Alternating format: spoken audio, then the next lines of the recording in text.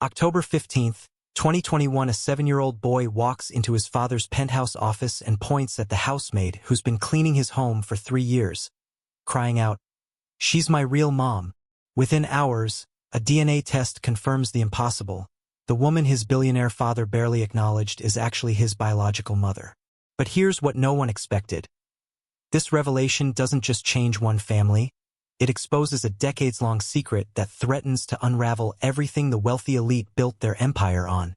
So the real question everyone wants answered is, how did a powerful billionaire keep a child from his own mother all these years? And what will happen when the world finally finds out the truth? The morning sun filtered through the floor-to-ceiling windows of the Ashford Tower, casting long shadows across the pristine marble floors of the penthouse. Outside, the city sprawled beneath a blanket of gray clouds, but inside, everything gleamed, spotless, sterile, cold. This was the domain of Marcus Ashford, one of the youngest billionaires in the country, a man whose name appeared in Forbes, whose decisions moved markets, and whose personal life was as carefully curated as his business empire. At precisely 6:47 a.m., the elevator doors opened on the 42nd floor. A woman stepped out, pushing a small cleaning cart with practiced efficiency. Her name was Diane Foster, and she had been cleaning the Ashford penthouse 3 times a week for the past 3 years. She wore the gray uniform of the cleaning service, neat, pressed, forgettable. Her dark hair was pulled back tightly. Her eyes were trained downward, the way long years of domestic work had taught her to move through wealthy spaces, present but invisible. Diane had perfected the art of being unseen. She knew exactly which rooms to clean first, which surfaces required extra attention, which areas the family preferred she avoided. She moved through the penthouse like a ghost, tidying the living spaces of people who rarely acknowledged her presence. When she did encounter a family member, they usually looked past her or through her, as if she were part of the fixtures, no more worthy of attention than the furniture she dusted. This morning, as always, she began in the kitchen. The marble countertops gleamed under the soft recessed lighting. Everything was already immaculate, but that wasn't the point. The point was to maintain the illusion that this space was untouched, that luxury didn't require labor, that these surfaces simply existed in their state of perfection without human hands. She worked methodically, moving from counter to sink to appliance, her hands efficient but her presence somehow still absent. By 7:15 a.m., Marcus emerged from his private suite, already dressed in a tailored Armani suit, his phone pressed to his ear. He didn't glance at Diane. His eyes were fixed on the screens around him, the news ticker on the wall-mounted television, the alerts pinging on his smartphone, the notifications demanding his attention. His assistant had left a folder of documents on the dining table, and he rifled through them while discussing market analytics with someone on the phone. His voice was sharp, commanding, the voice of a man accustomed to being heard and obeyed. "No, that's not acceptable," he said into the phone, cutting off whoever was speaking. "I don't pay premium prices for mediocre returns. Fix it or find someone who can." He hung up without saying goodbye. Diane continued cleaning, moving to the living room. She could feel his presence behind her, but she didn't turn. She had learned long ago that invisible people don't interrupt. They don't draw attention. They make themselves smaller, quieter, and easier to ignore. She adjusted a cushion on the sofa that didn't need adjusting and moved to dust the bookshelf. The penthouse was a temple to Marcus's success. Floor-to-ceiling bookshelves lined one wall, filled not with read books but with leather-bound editions chosen by an interior designer.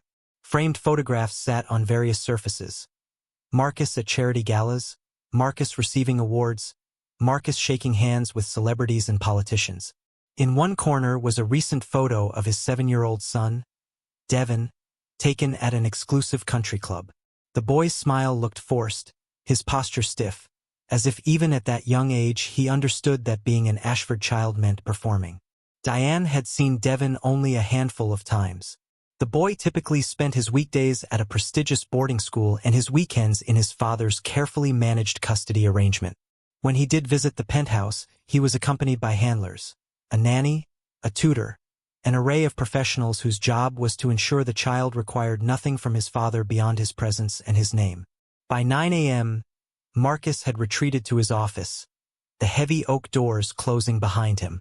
He was on a conference call, his voice muffled but still audible through the walls. Diane moved through the master bedroom, straightening the already straight linens, organizing the walk-in closet where designer suits hung like soldiers at attention. She picked up a discarded shirt from the floor, the only sign that a human actually lived here, and added it to the cleaning pile. As she worked, her hands moved with the muscle memory of someone who had performed these tasks thousands of times. But her mind was elsewhere, as it always was. She thought about her own apartment across town, a small one-bedroom in a neighborhood that would never be as clean as this penthouse because she was too tired by the end of her workdays to maintain that standard for herself. She thought about the stack of unpaid medical bills on her kitchen counter. She thought about the dreams she'd abandoned so long ago that she could barely remember their shape anymore. This was the invisible woman's existence. A life spent making other people's spaces beautiful while her own remained neglected. A life where she moved through the homes of the wealthy like air, necessary for circulation but unnoticed, unremarked upon, easily taken for granted. By 11:30 a.m., Diane was finishing the bathrooms when she heard the elevator doors open again. New voices filled the penthouse. A woman's voice, cool and clipped, and the high-pitched excitement of a child. Marcus's ex-wife, Rebecca, had arrived with Devon for the weekend. Diane could hear them in the foyer, Rebecca's voice sharp with instructions to the boy about where to put his things, how to greet his father properly, reminders about his manners and his posture. Diane quietly retreated to the cleaning storage closet, waiting for them to settle. This was part of her invisibility too, knowing when to disappear entirely, making herself scarce so that the family could move through their lives without being reminded of the service that maintained their world. From inside the closet, she could hear Devon's small voice calling out, "Daddy? Daddy, I'm here." There was a pause. Then Marcus's office door opened. "Devon, hello." "Rebecca, you're on time for once." No warmth, no embrace, just acknowledgement the way one might acknowledge a delivery person. At that moment, Diane felt something shift inside her chest. Not for herself, but for the child. She understood the weight of being unseen, even when you were the one person in the room who should matter most. She remained in the closet, waiting, as the Ashford family settled into their weekend together in their perfect, sterile penthouse. And Diane Foster, the invisible woman, continued to be what she had always been. Present but unnoticed, essential but unmissed, a ghost in a beautiful prison. The weekend had begun as it always did, with distance masked by courtesy. Marcus sat in the dining room, his laptop open beside his breakfast plate, while Devon picked at scrambled eggs that had gone cold. Rebecca had left after dropping the boy off, disappearing back into her own life, her own calendar, her own world. This was their arrangement.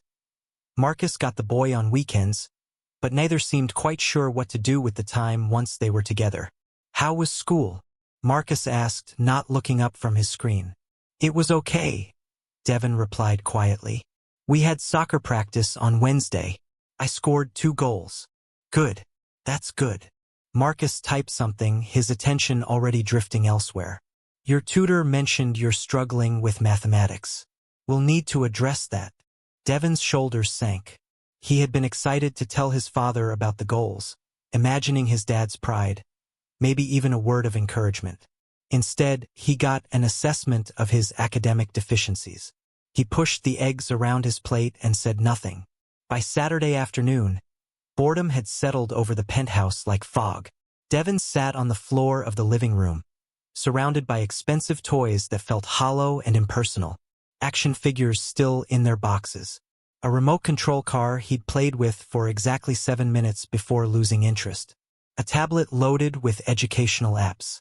Everything designed to keep him occupied and manageable, nothing designed to actually make him happy.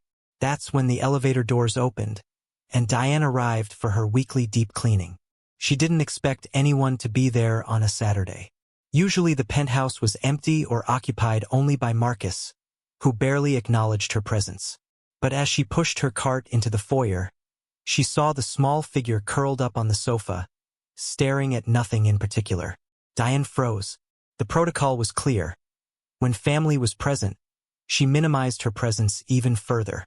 She should have texted the service to reschedule. But something made her pause. The boy looked small. He looked lonely in a way that transcended his surroundings, in a way that no amount of wealth could fix. "Oh, I'm sorry," she said softly, her voice careful and respectful. "I didn't know anyone was home. I can come back another time." Devin turned, surprised.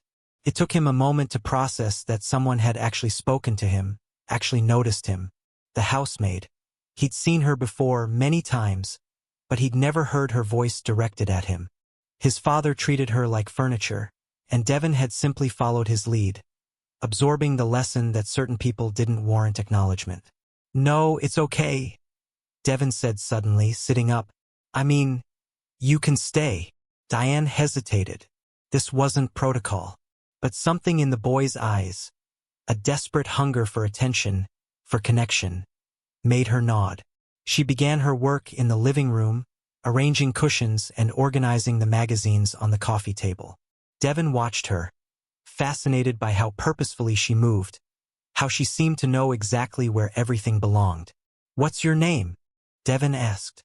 "Diane," she said, surprised by the question. In 3 years, no one in this household had ever asked. "I'm Devin." He paused, then added quietly, "Everyone forgets I'm here." The words landed heavily. Diane looked at the boy, really looked at him, and saw something she recognized. A child existing in the spaces between other people's priorities. She understood that particular type of invisibility from the inside.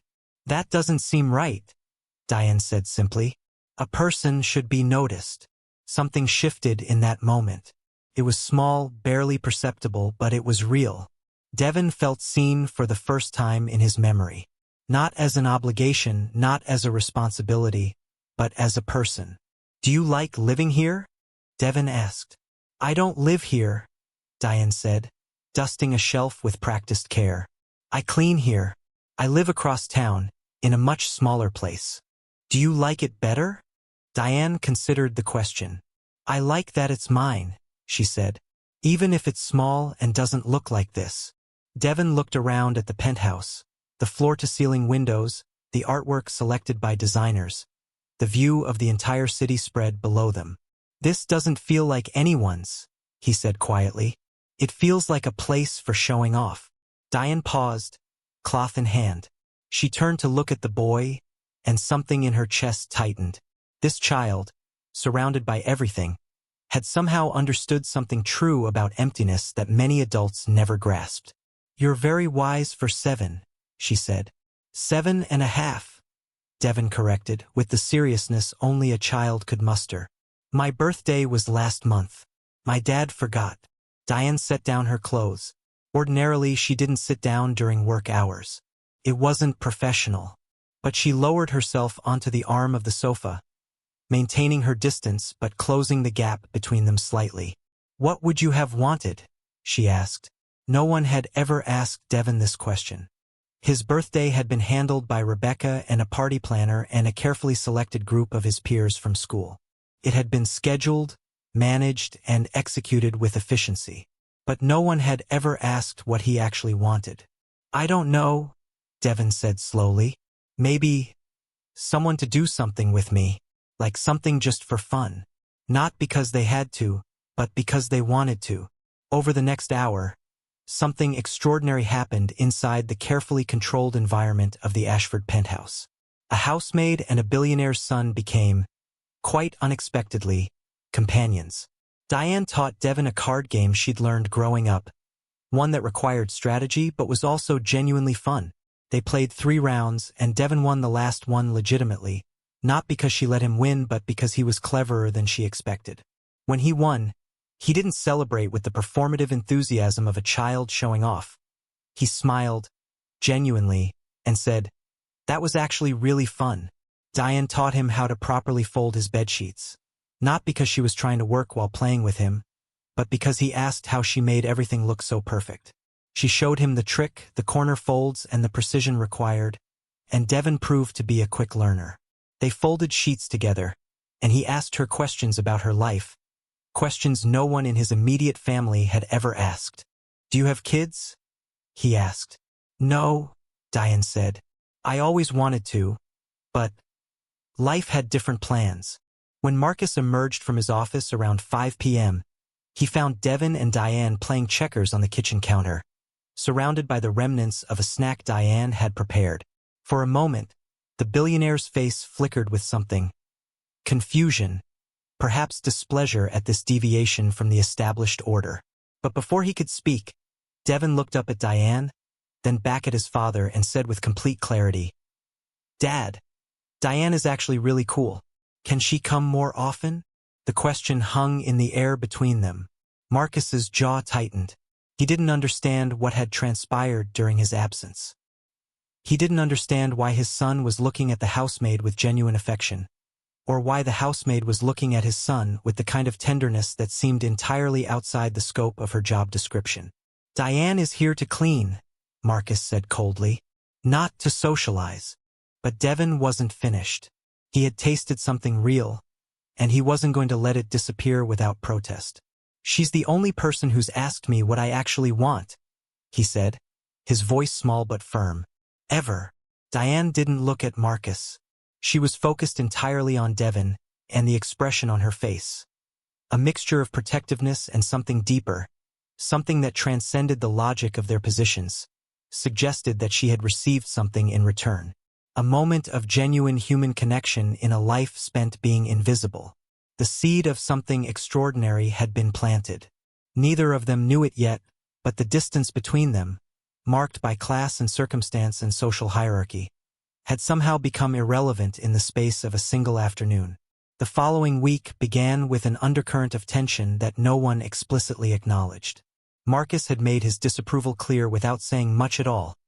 A cold stare, a subtle comment about professionalism, a reminder that the cleaning service had specific boundaries. But Devin had tasted something different, something real, and he wasn't willing to let it disappear without a fight. When Diane arrived for her Tuesday cleaning, she found Devin waiting by the elevator, already dressed even though it was only 8 a.m. on a school day.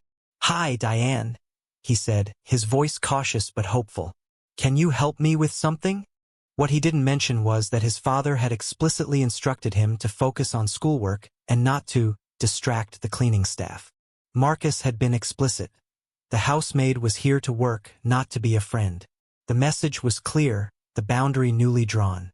But 7-year-olds don't always obey invisible rules, especially when they've discovered something that makes them feel less alone. Over the next 3 weeks, a pattern emerged. Diane would arrive, and Devin would find reasons to be nearby. He asked her to help him with homework, not because he needed help but because it meant having her attention. He showed her drawings he'd made, told her about books he was reading, asked her endless questions about her life, her family, where she came from. Diane found herself looking forward to these visits in a way that surprised her, in a way that made her heart both fuller and more fragile.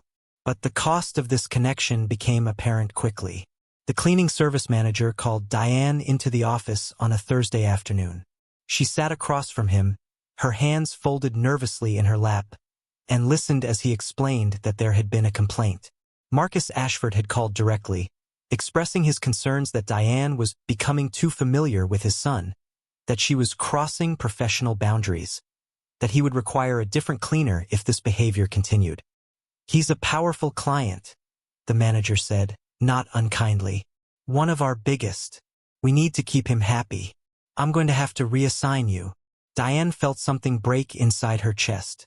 She had known this was coming on some level.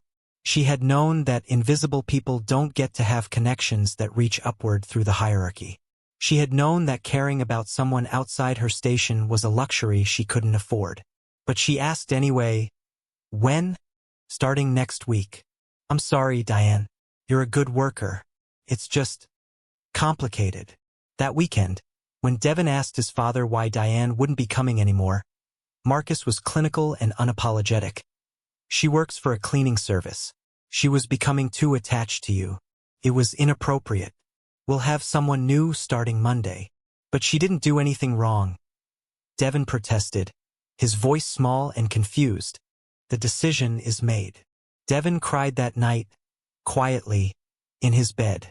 He didn't understand why caring about someone was wrong.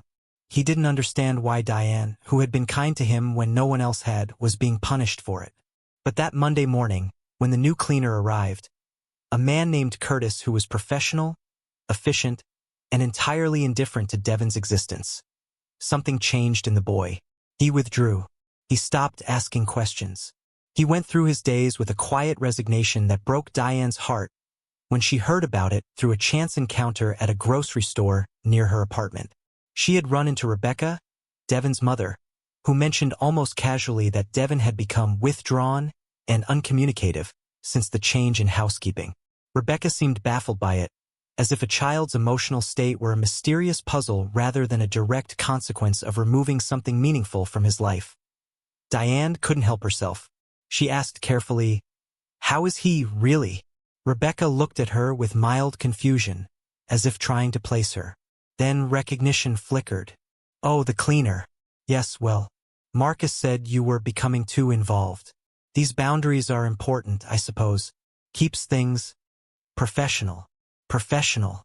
The word felt like a knife, as if caring about a child was something to be managed and controlled, rather than celebrated. That night, Diane sat in her small apartment and made a decision that terrified her. She called the cleaning service and gave her notice. She told the manager she needed to find work elsewhere, that her circumstances were changing. She didn't explain why, but the truth was simpler and more complicated. She couldn't bear to work in a building where she could hear Devin's voice through the walls and not be allowed to respond to it. She needed distance. She needed to stop being invisible in that particular way. But the distance didn't solve anything.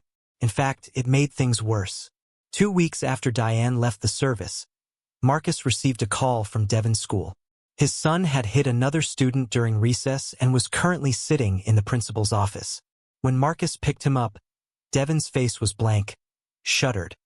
A 7-year-old wearing the expression of someone who had learned that caring about people leads to abandonment. "What were you thinking?" Marcus demanded, his voice sharp as he pulled into traffic. "I don't know," Devin whispered. "This behavior is unacceptable. You're in Ashford. We don't act this way." But inside, Marcus felt something uncomfortable that he couldn't quite name. He noticed that Devin had stopped asking questions. He noticed that his son moved through the penthouse like a ghost, much the way the invisible cleaning staff had once done. He noticed that something had extinguished in his child, and he suspected, though he wouldn't admit it, that it had something to do with Diane Foster. What neither Marcus nor Devin knew was that Diane's disappearance had created a vacuum in more than one life. She had gone back to a different cleaning service, working in office buildings and corporate spaces, places where no one asked her name or told her they thought she was cool. Places where she could be fully, completely invisible. But the invisibility felt different now. Felt like erasure. One evening, 3 weeks after she'd left the Ashford penthouse, Diane was cleaning an office building downtown when she happened to see a news segment on the lobby television. It was a feature about Marcus Ashford, profiling his latest business acquisition. There was footage of him at a press conference, confident and commanding, the billionaire at the height of his power. But at the end of the segment, as he was leaving, a reporter asked him a casual question. "What's your greatest achievement, Mr. Ashford?" For just a moment, something flickered across his face, and he said, without hesitation, "My son, Devin." Diane stood frozen, mop in hand, watching his face on the screen. She saw the conflict there, the knowledge that he'd made mistakes, the awareness that his greatest achievement was also the person he'd managed to hurt most deeply. The connection between her and Devin had been tested, strained, and seemingly broken. But what neither of them realized was that it couldn't actually be broken. It could only be hidden, waiting beneath the surface for the moment when the truth would finally emerge and demand to be acknowledged. That moment was closer than anyone could have imagined. 2 months after Diane left the Ashford penthouse, Marcus received a call that shattered the careful order he'd constructed. It was from his personal physician, Dr. Harold Chen, and the tone of his voice suggested this wasn't a routine check-in. "We need to talk about Devin's recent blood work," the doctor said carefully. "There are some markers we need to investigate further." I'd like to run a comprehensive panel including genetic testing, just to be thorough. What kind of markers? Marcus asked, his tone sharpening immediately. Nothing alarming yet, Dr. Chun said, but I want to rule out any hereditary conditions. It's standard protocol. I'll also need a sample from you for comparison. That Friday, Marcus drove Devin to the clinic himself, a rare occurrence. The boy sat in the back seat, staring out the window, his small frame hunched as if trying to make himself smaller. Since the incident at school, he'd become withdrawn in a way that concerned even Marcus, though he struggled to articulate his concern in any way that didn't sound like criticism. The tests were quick and painless. Blood drawn, forms filled out, promises made that results would arrive within 2 weeks. Neither Marcus nor Devin understood that they were about to discover something that would unravel the foundations of their entire relationship. The call came on a Tuesday morning while Marcus was in a board meeting. He ignored the first 2 calls from Dr. Chen's office, but when his secretary buzzed a 3rd time, he excused himself and took it in his private office. Mr. Ashford. Dr. Chen's voice was formal, cautious. I've reviewed Devin's results, and there's something that requires immediate discussion. The genetic markers indicate that there's a significant possibility that Devin is not biologically related to you. The words seemed to hang in the air, incomprehensible at first. Marcus heard them but couldn't process their meaning. That's not possible, he said flatly. His mother is Rebecca. We were married. I understand this is unexpected, Dr. Chan said carefully, but the genetic evidence is quite clear. I would recommend you speak with Devin's mother and consider a formal paternity test to clarify the situation. I can recommend a geneticist who specializes in these matters. Marcus hung up without responding. He sat in his office for 20 minutes, staring at nothing, his mind cycling through years of memories and assumptions. Devin had his eyes, or at least he'd always assumed so. But now, trying to reconstruct Devin's face in his mind, he realized he wasn't actually sure. He'd never looked closely enough. That evening he called Rebecca. Their conversation was brief and brutal. Did you know? He demanded, without preamble. There was a long silence. Then Rebecca's voice came, carefully controlled but tight with tension. That's not something we need to discuss. Did you know? Yes, she said finally. But it doesn't matter. You're his father legally. You raised him. The biology. Whose is he? Marcus interrupted. Tell me. Rebecca hesitated, then gave him a name. David Mitchell. He was my personal trainer at the time. It was a brief affair. You were barely in the country. I ended things, and you and I were trying to work things out, so... Marcus hung up. His hands were shaking. He looked at his phone and saw a message from Devin's school. An invitation to attend Devin's class presentation on Thursday. A project about influential people in your life.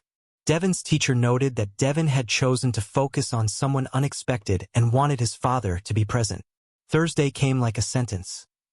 The school gymnasium was filled with parents and students. Small 7-year-olds stood at stations with poster boards and presentations. When Devin saw his father, his face lit up with hope and fear in equal measure. It was the first genuine emotion Marcus had seen from his son in weeks. Dad, you came, Devin said, relief flooding his voice. I came, Marcus confirmed, though something in his tone was off, hollow. The presentation was about the history of the Ashford family business. Marcus realized, with a sinking feeling, that Devin had chosen this because he thought it mattered to his father. The boy had researched the company, printed out photographs, created a timeline showing his father's rise to prominence. It was a child's attempt to understand the man who barely acknowledged him, to find the thread that connected them. But at the bottom of the poster, in smaller letters, Devin had written, "The most influential person in my life taught me that being invisible is not the same as not mattering. She showed me that kindness is more important than money. But I don't see her anymore because my dad said it was wrong." Marcus felt the words like a physical blow. He looked at his son, and for the first time he truly saw him, not as an extension of himself, not as a responsibility to be managed, but as a person who was suffering. "Is the person you're talking about Diane? Marcus asked quietly. Devon nodded, his eyes suddenly wet with unshed tears. I miss her. She was nice to me, and then she was gone. Everyone just leaves.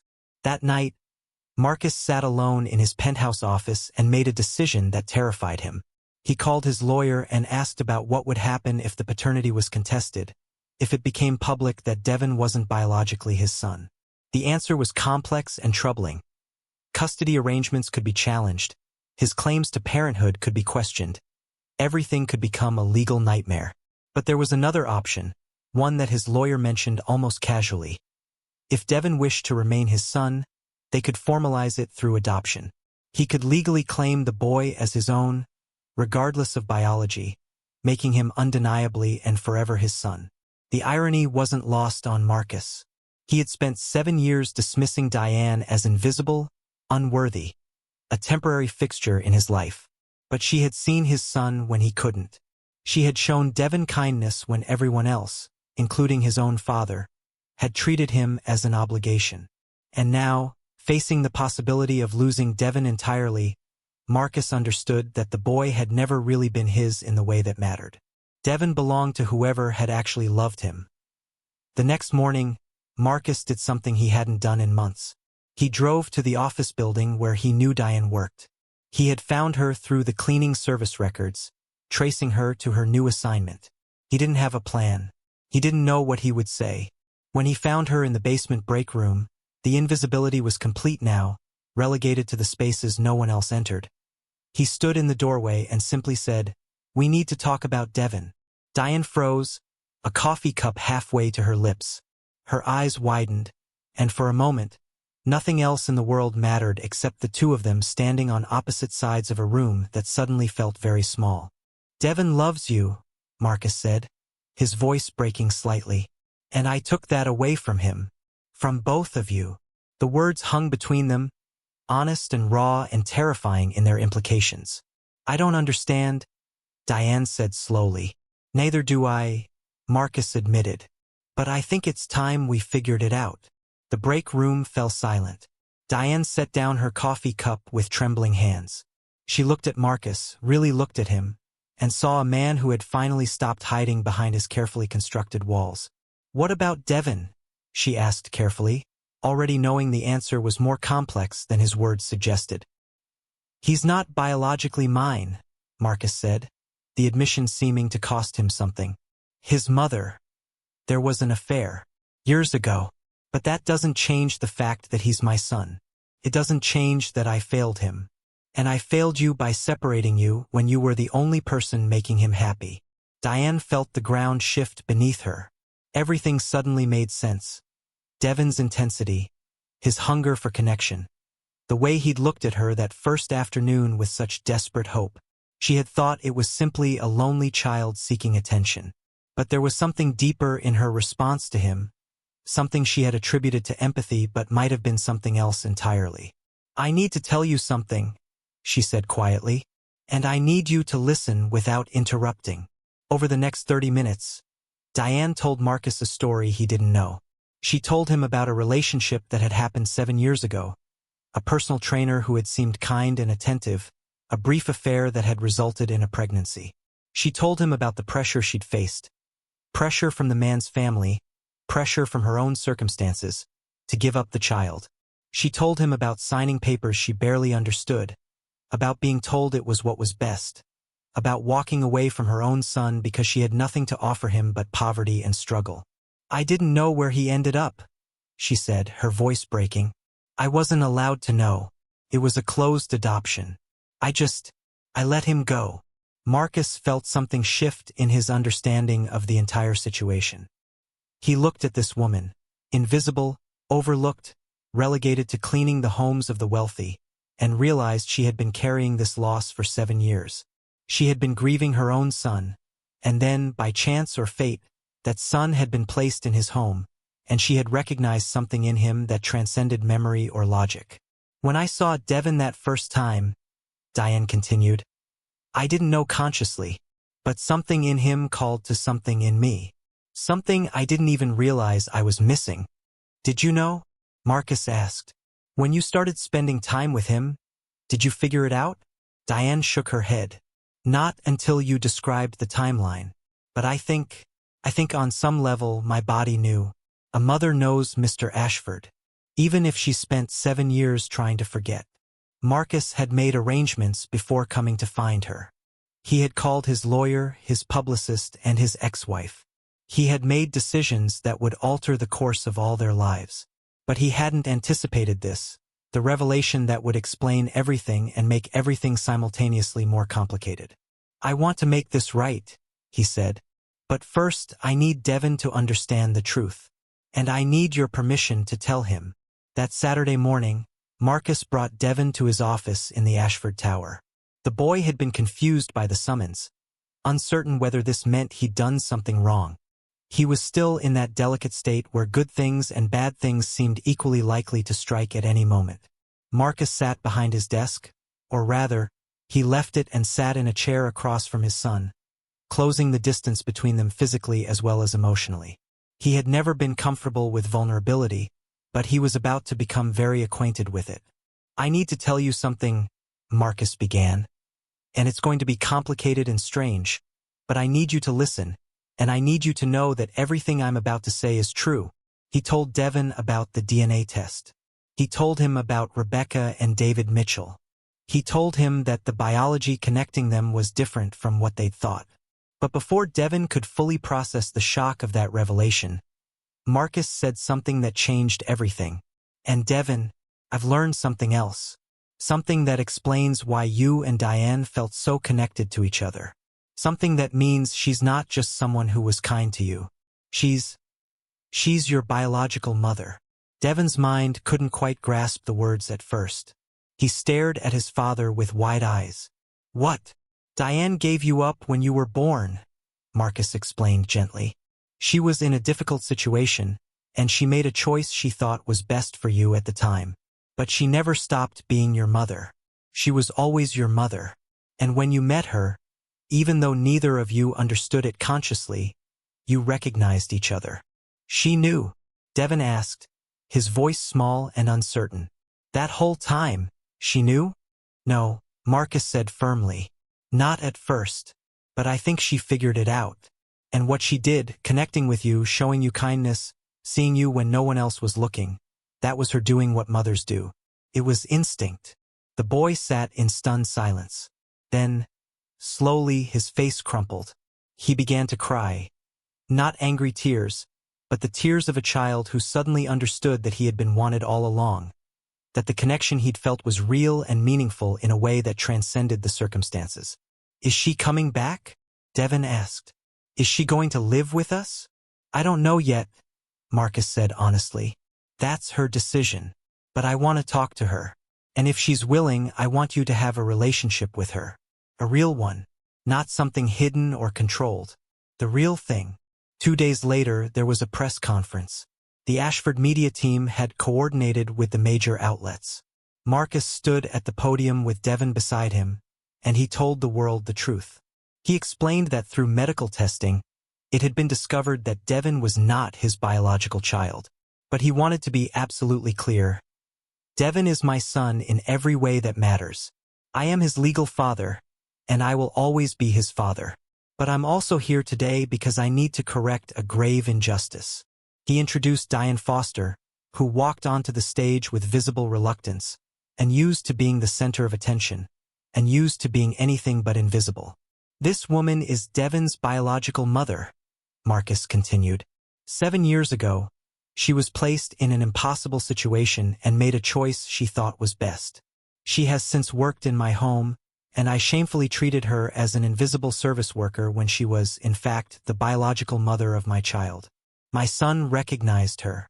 He was drawn to her, and I chose to separate them because I was more concerned with propriety than with his happiness. The press erupted with questions, cameras flashing. Devon reached for Diane's hand, and she took it, her own hands trembling. From this point forward, Marcus said, Diane Foster will be part of Devon's life. We are working with family law specialists to formalize an arrangement that honors her role as his mother while respecting the complexity of the situation. Today, I'm asking her publicly, Diane, will you give Devin, and all of us, a chance to build this relationship the way it should have been built from the beginning? Diane stepped to the microphone. Her voice was quiet, but it carried across the room, across the media feeds, across the internet to millions of people who would soon be following this story. I made a choice 7 years ago because I didn't believe I had options, she said. I was told I couldn't be a mother. But my son chose me anyway. Even when I was invisible to the people around me, he saw me.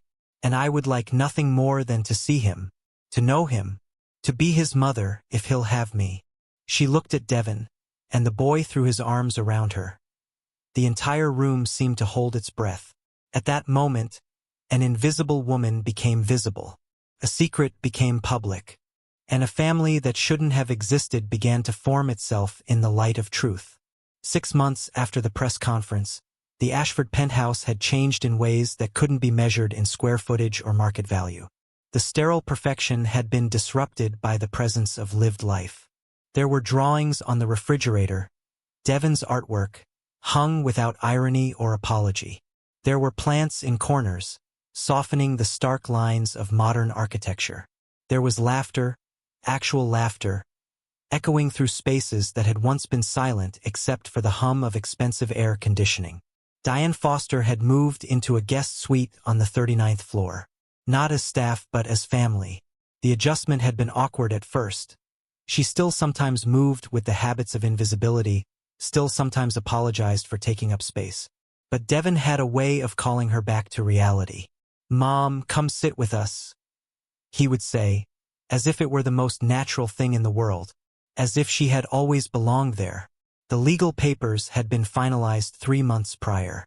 Marcus had pursued a legal guardianship arrangement that recognized Diane as Devin's biological and primary maternal figure, while maintaining his own parental rights.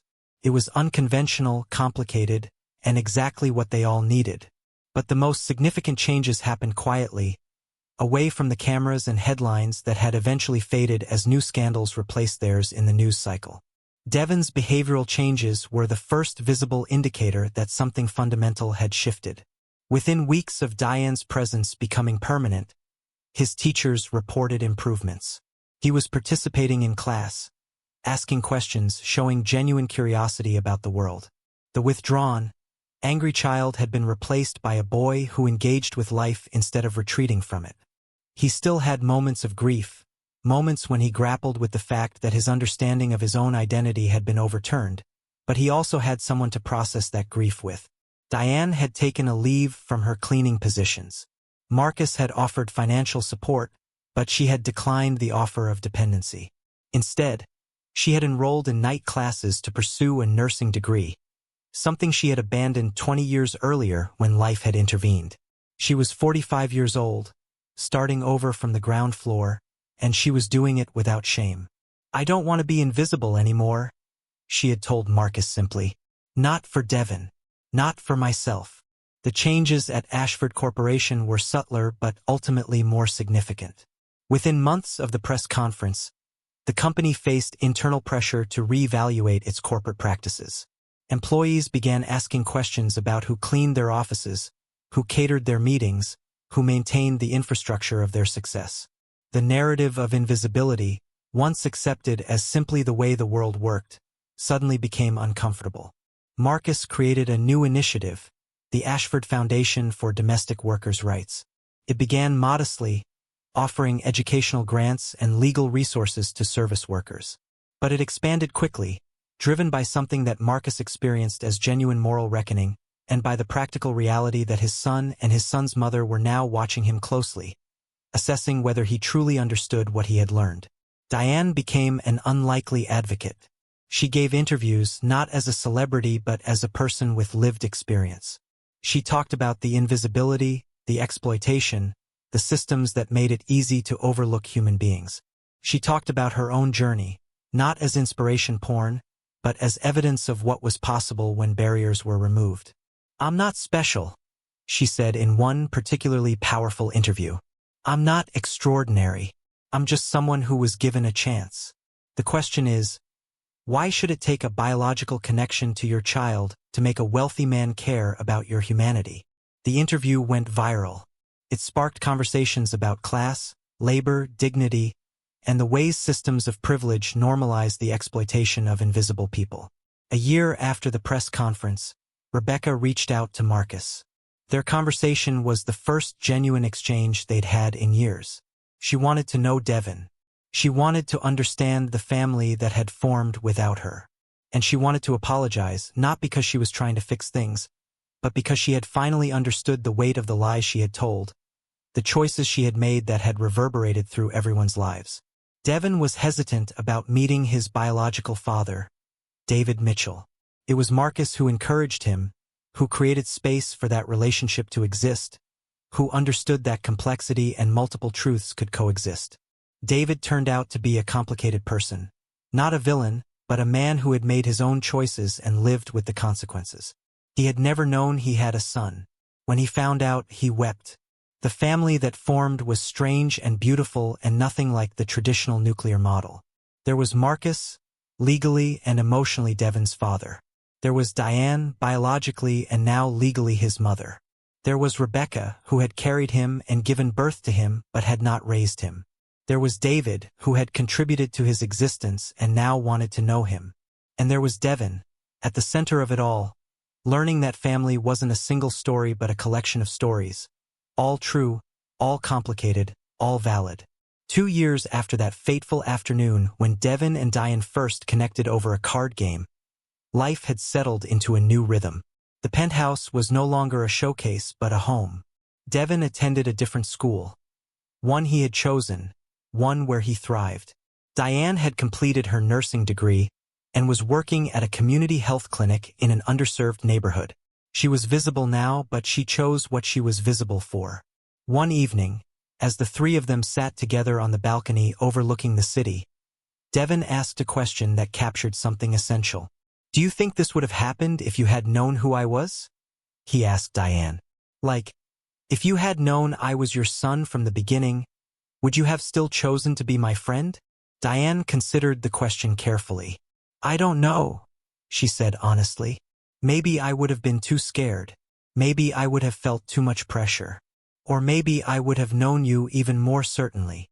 "What do you think, Dad?" Devin asked Marcus. Marcus had learned over the past 2 years that the most honest answers were often the ones that admitted uncertainty. "I think," he said slowly, "that the bond between you two was always there, waiting to be discovered. It didn't matter that you didn't know what it was. It was real because you were both real. And you both saw each other when no one else was looking." The story of Marcus Ashford, Diane Foster, and Devin might have been sensationalized as a fairy tale. Billionaire learns humility. Invisible woman becomes visible, broken family heals. But the truth was more nuanced and less tidy than that. Marcus would always carry the guilt of having dismissed Diane, of having prioritized control over his son's happiness. Diane would always grieve the 7 years she had missed with her son, the life she could have had if circumstances had been different. Devin would always carry questions about identity and belonging that didn't have easy answers. But they would also carry something else. The knowledge that transformation was possible. That system of invisibility could be challenged. That family was not determined by blood alone but by the choices people made to see each other, to honor each other, to claim each other despite and because of all the complications. In the year that followed, the Ashford Foundation expanded. Other companies began similar initiatives.